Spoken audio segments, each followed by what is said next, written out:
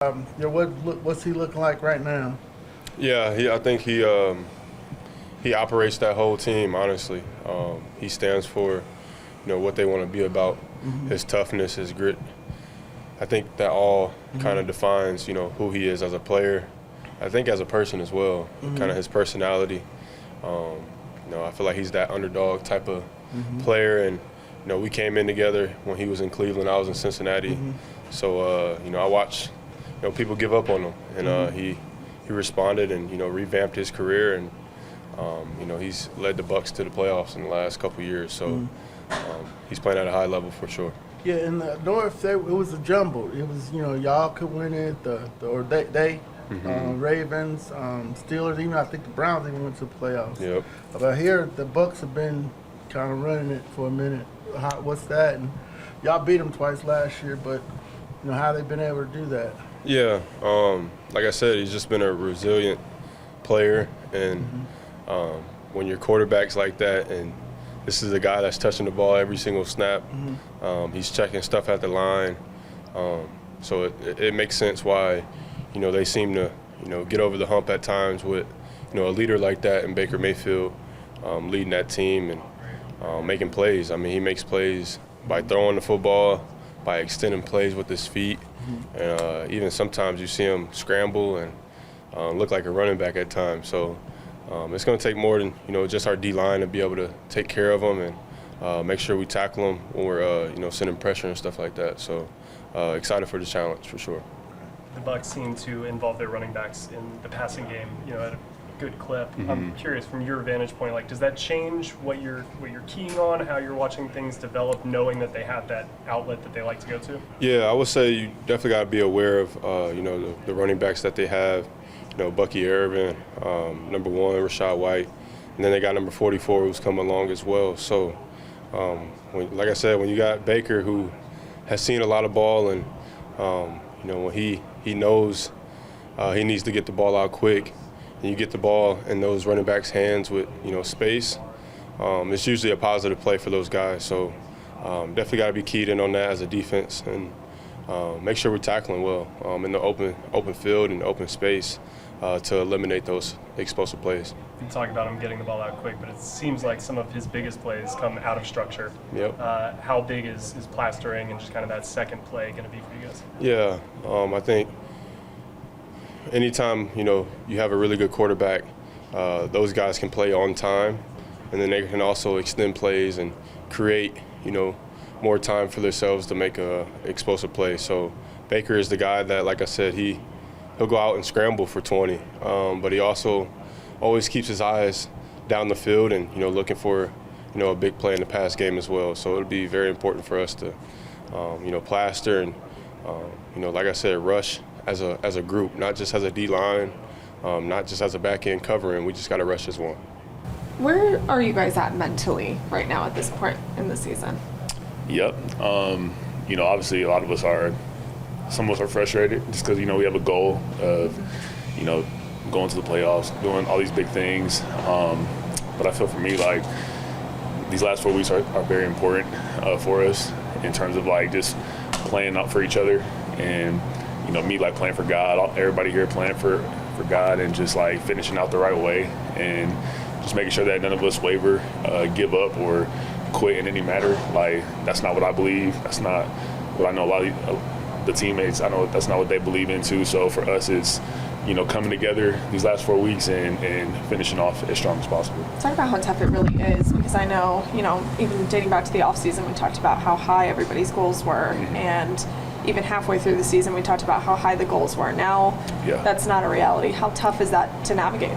Yeah, I mean, for all of us, we all set goals individually as a team, and for one of the goals, I know to not get accomplished, it definitely sucks. It definitely isn't what we expected, but for us, it's now we have to set a new goal, and now we have to come as close together as possible, and make these last 4 games be a memory that we can all remember. And I think sometimes when we finish off strong like that, even if we're not going to the end goal, that could be something that changes the team. So I realize that, and I know a lot of these guys realize that. And for me to be a leader and a great teammate, like, I got to make sure everybody is coming in here as positive as possible, and making sure that we're all just on the same page so we can finish out the right way and start something new in the coming future.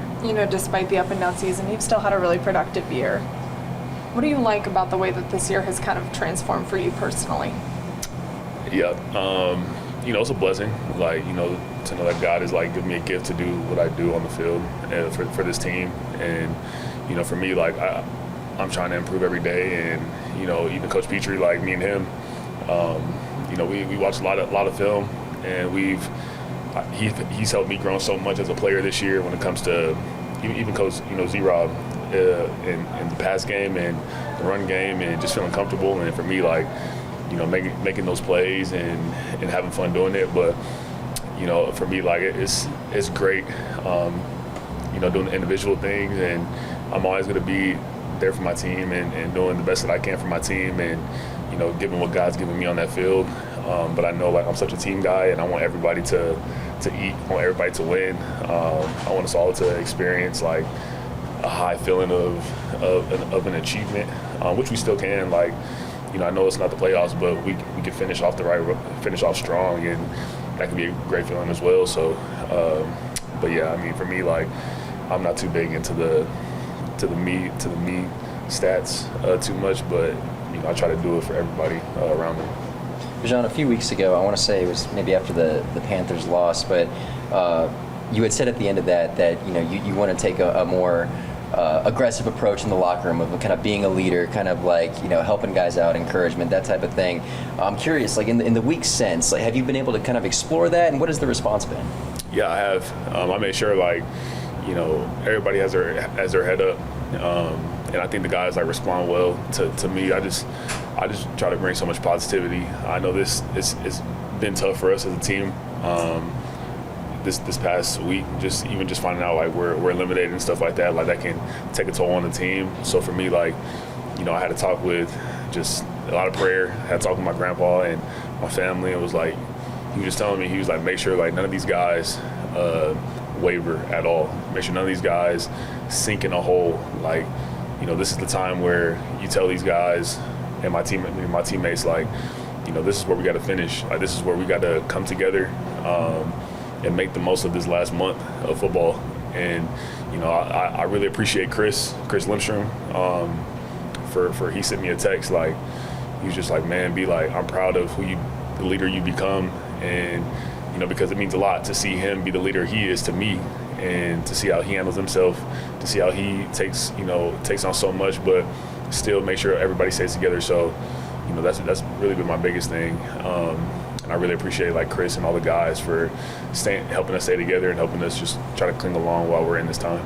Now, and this is kind of a broad question. I don't know if there's an actual straight up answer as of yet, because obviously things are fluid in how you guys operate. But in your own words, how would you say, like, what does a positive outlook for the rest of the season look like for you guys? Like you said, the playoffs are out of the picture now.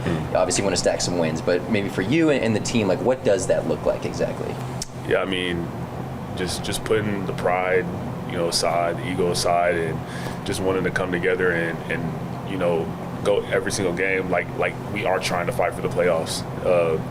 Because we want to win every game, the rest of the season, but we have to do the necessary things to win those games, and we have to come in here with a positive mindset, get the treatment that we're supposed to get, like, still be coachable, like, don't slack off these last 4 weeks, or think about the future, or think about where I'm going to go for vacation. Like, that stuff has to kind of die, and we got to be locked in, man. Like, we can't be looking ahead. We got to look at these moments right here, and that's what it's gonna take to have a successful rest of the season, no matter what we're supposed to do. I guess just first off, how you feeling? Feel good. Ready to get back out there. Have some fun. Let's play football. So ready to go. Been a full week, I guess. First week off that you not off, but first week due to injury. How frustrating was it just to be on the sideline in that game? I hate missing games. Don't like it at all. I feel like anytime my brothers get to go put pads on, I want to go out there and go to war with them. So, I don't like setting up, so I'm ready to go. And then just as far as, like, the development of you, Rook, and the rest of these young guys in this pass rush, I mean, What have you seen from these guys? What makes this unit so much better than what this team has been in the past? Just constant growth. You see it every day, the work we put in. It's just showing. You know, we've been putting this work in since offseason started. You know, we work together, me and Root, and pass rushing, and just chemistry is coming together along. You know, James is looking great. Walker's finding himself. So, you know, these guys find himself, and it's hard work coming together. Ulbrich called Baker Mayfield earlier Houdini. How excited are you for the opportunity to try to get after that quarterback specifically? Baker's a fun quarterback to go play against, man. He's a good competitor, hard to get down, but he's going to take the best out of us, you know. We just got to go out there, have fun, and remember, got 4 more games, just put it on film, and got to go win. At the end of the day, still got to go win. As a defensive lineman, do you get more excited when you know it's a quarterback who's known to be elusive or get out of situations? Nah, I'd rather have a quarterback than stand back there for sure that. But these quarterbacks, it takes a certain level of commitment of 4 of 1 for real. You got 4 guys, and we're outnumbered already with 5 linemen. So, and then we got to find a way where we're gonna scheme this up and who's gonna win that one-on-one, who's gonna middle push. We never know who's gonna win. At the end of the day, is how do you rush together and how do you make it look good. Ulbrich has said, too, that he really wants to win with 4 on a regular basis. How much pride do you take in when it is just 4 and you do win the rep? Yeah, 4. That's the best, No blitzing, just 4 D linemen is working, That means you win in clean, and you got a lot of guys who could go.